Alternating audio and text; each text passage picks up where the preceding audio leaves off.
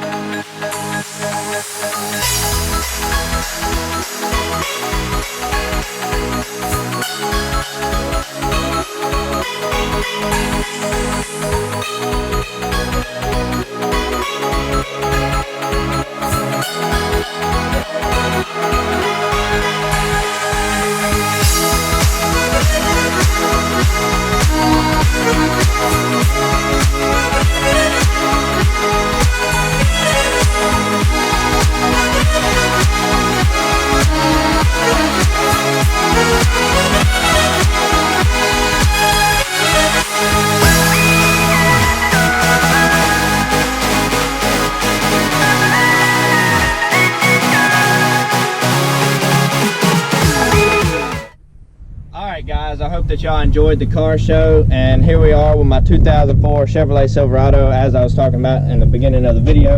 And it is a 2004, like I just said, 5.3 Z71 4x4, all the good stuff. It's an LTZ.